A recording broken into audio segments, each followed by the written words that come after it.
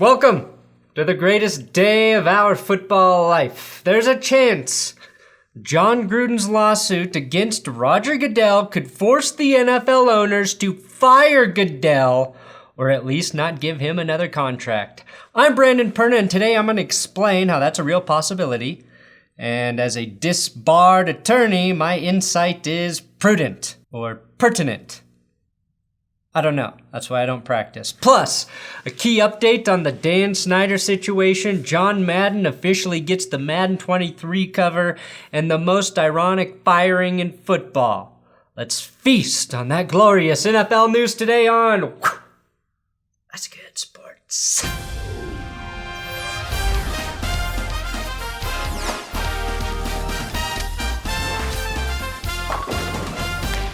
Please subscribe now before you watch the episode and regret that you did so. Today, I am super excited about my new sponsor, Underdog Fantasy.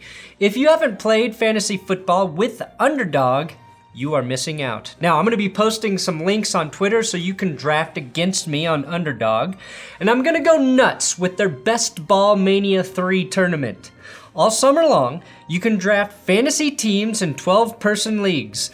Once you draft, you're done because Underdog Fantasy automatically uses the best performing players from your team to tally your score every week of the season. So there's no waivers, no trades, no in-season management, no worrying about leaving your highest scorers on the bench. You draft it and you forget it. Now, the person who won the Best Ball Mania tournament last year drafted their team in June. So my advice is to draft as many teams as you can afford for a chance to win massive prizes with $10 million in total prize money right now and $2 million going to the first place winner. Underdog will double your first deposit up to $100 when you sign up with my code, That's Good. My link is in the description. Click that or download the app and use my code That's Good to enter the Best Ball Mania 3 tournament today. Draft all summer long. All right, this week, former NFL player Marion Barber and current player Jeff Gladney both passed away. Last week, we received new details about Dwayne Haskins' tragic death. I didn't think today would really be respectful to talk about all of that in an episode with a bunch of dumb dick jokes. It's really sad and I'm trying to wrap my head around it. I may discuss it in an episode later with a more appropriate tone for something that's serious. It is NFL news, I'm aware of it, but I just wanted to mention it so you didn't think I was ignoring it and let you know where my head was at with it all, other than that it's really sad and I hope all of their families find some semblance of peace to get through the loss of their loved ones. Okay, I've got to put Justin Herbert as possibly the highest rated quarterback in the AFC West in terms of sense of humor. Hey, hope that rash has gotten better. You good? Hey, what's up? Suggesting a teammate may have an STD because you know he's on the mic is hilarious. Meanwhile, this is my quarterback. Let's ride. Let's ride. Broncos. Let's ride. Yeah, pretty much everybody eats bread. Broncos country, let's ride. This is Derek Carr. I'll be all right, but Jesus, show up for them. And this is Patrick Mahomes trying to drink away the memory of his family. But this is my quarterback's wife. Wanna be on a winning team. My question is, does that come included in the sports package for the Bronco?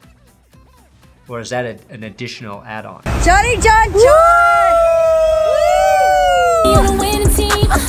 Now, FCF quarterback Jason Stewart was indeed cut after lighting up a joint for a touchdown celebration. Move over Joe Horn in your flip phone celebration. We've got a new king of props. I'm sure you saw this weed video. It's about 2 weeks old now, I think, and Stewart was cut because this game occurred in Georgia, where their ass-backwards laws say jazz cabbage still illegal. Now, a lot of people tried to shame Stewart and give him shit for being cut by the Zappers after this happened. Stewart responded by saying, "Don't feel bad about me getting cut. I'm doing just fine in life off the field. I hadn't played in 6 years, started 4 games, was MVP of 3, was a blessing to play again." So you have to admire that attitude, and I honestly think it should be illegal to cut a man for drug use if playing for a team called the Zappers. Zappers is literally slang for a mind-blowing line of cocaine. This has to be the most ironic cut in football history. Speaking of quarterbacks, Frank Gore retired. Ryan Fitzpatrick retired. 2 ageless wonders retired this week from the NFL. And Ryan Fitzpatrick had one of the greatest beard transformations in NFL history. Now I'm thinking about doing a Ryan Fitzpatrick tribute video next week. Should I? I feel like I need some likes on this video to encourage me to honor the king. In a surprise move, Cardinals quarterback Kyler Murray showed up to practice. And after practice, he cleared things up with the media saying, "Hey guys, I've been here the whole time, but nobody could see me." Short joke. John Madden will grace the cover of Madden 23. Back in December, the legendary coach and broadcaster passed away at the age of 85. It's good to see him honored on the cover of the game that's named after him, even if he's continually being dishonored by the atrocious state of the game. This got me thinking, why don't we name more games after broadcasters? I would love a football game called Gus Johnson 23, where you have to go deep every play and do exorbitant amounts of cocaine on the sideline, only to be fired by the Zappers. Or maybe a game named after Charles Barkley, where you press A to fast travel to the Vegas Strip, or hold down B to insult the women of San Antonio. Or the Chris Collinsworth slide, where it's just Chris Collinsworth going down a water slide and no, never mind. If EA Sports really wants to honor the legacy of John Madden, they need to make a better product. Work on gameplay, make a deeper franchise mode, and put in a soundtrack that doesn't make your fucking ears bleed. Now, the feature story. Also related to ears bleeding. Roger Goodell. He's gonna be a busy man in the United States legal system. And it's not because he's being appointed to the Supreme Court. Dan Snyder and Roger Goodell have been cordially invited to testify at a hearing for the Oversight Committee in regard to the Washington Red Team Commanders' hostile workplace culture investigation on June 22nd. Why should you care? Well, the fact that Goodell has to show up is interesting because he may now be in hot water with the Dan Snyder issue as well. Once the Oversight Committee began to investigate the Red Team Commanders, they forced the NFL and the Commanders to release all of the NDAs which were preventing Commander employees from speaking out against the team and that waste of skin and organs, Dan Snyder. Now they did that after the NFL conducted their own independent investigation of the Commanders. After the NDAs were lifted and the Oversight Committee heard firsthand about all of the accounts of sexual harassment and workplace misconduct, they were like, why the hell didn't you acknowledge any of this the first time around, NFL? Now, the NFL sort of acknowledged what went down. That's why Dan Snyder's wife sort of runs the team right now, and he was fined. But the committee wants Goodell to testify because they are questioning the NFL's purported commitment to independence and transparency in addressing workplace misconduct at the Commanders' facility. The NFL acknowledged that the Commanders' workplace environment was fucked up, but simultaneously would not give the public full access to their findings in what many of us felt was an effort to protect Dan Snyder. So it's pretty huge that the Oversight Committee is now also pointing their finger at Goodell and the NFL. This also possibly helps Jon Gruden's case moving forward. That whole commitment to independence and transparency may relate to, the NFL selectively leaking Gruden's emails and nothing else from their independent investigation. After investigating the Commanders, this is basically what the NFL did. They said, hey world, hey, look, Jon Gruden, he said bad things. And then the world was like, oh, that is bad. What about Dan Snyder though? Didn't he do bad things? And then the NFL was like, well, we can't say anything about it, but we fined him $10 million. Look back here at that pig, Gruden. Look at this pig. Oink, oink, piggy pig. Oink, oink. Look at the pig, Gruden. Look at the pig. Look at the pig. Look at the pig. Forget about what's going on over here. Look at the fucking pig. I may have gotten carried away. Okay, now speaking of the murdering child doll, Chucky, aka Jon Gruden, he won round 1 of his legal pursuit against the NFL as a judge denied the NFL's motion to dismiss Gruden's case against the league. So his lawsuit remains, and some believe this could lead to Roger Goodell losing his job as NFL commissioner. Now, if you forgot, Gruden is suing the NFL for forcing him out of his job by selectively leaking his private emails. The ones that contained homophobic slurs and undertones of racism. Again, emails that were discovered when the NFL was investigating the Washington Commanders and Dan Snyder. Out of the 650,000 emails the NFL had access to, it's fair for, knock on wood if you're with me, to ask, why were mine the only ones leaked to the press? If it turns out that none of those other 650,000 emails contain any types of slurs or incriminating character flaws, Gruden will look really bad.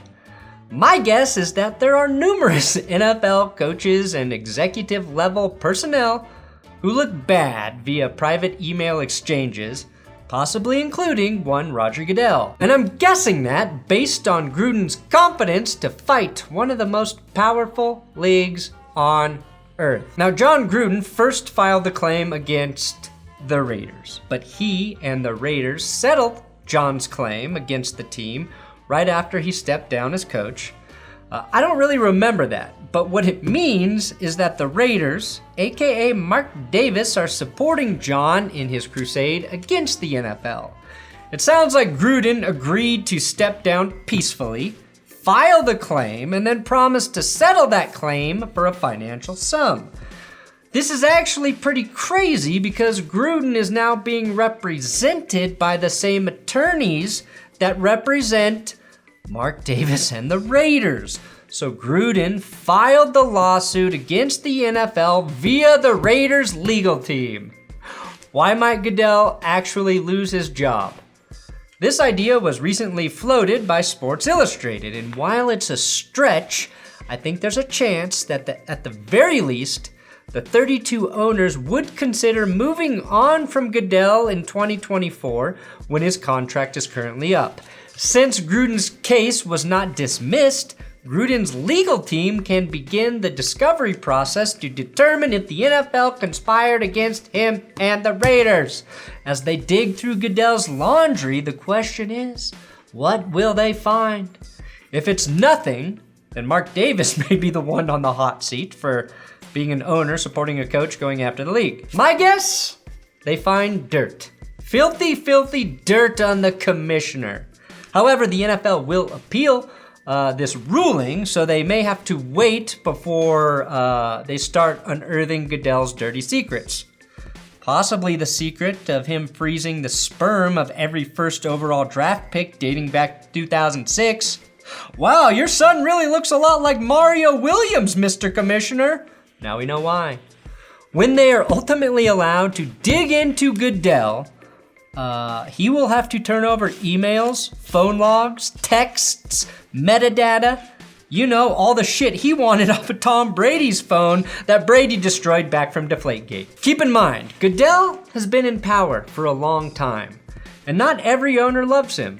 If Gruden exposes something that makes the NFL look bad, the owners will have just cause to move on from Goodell. Couple that with the fact that Goodell and the league may also look bad from the testimony from the Dan Snyder case, and for the first time ever, things are stacking up against Roger Goodell, a man who previously seemed to have one of the safest jobs on earth. And don't forget my coffee company, BenchwarmerBrew.com. We got our shirts available still. This month, the month of June, to celebrate 10 years of That's Good Sports with the discount code Big Dick Decade. We're giving 10% off your order, and Father's Day, getting your dad some coffee. Some really fucking good coffee is a nice gift. Consider it. Thanks for watching That's Good Sports. Here on YouTube, check out the next video that YouTube is telling you to watch. They say you should.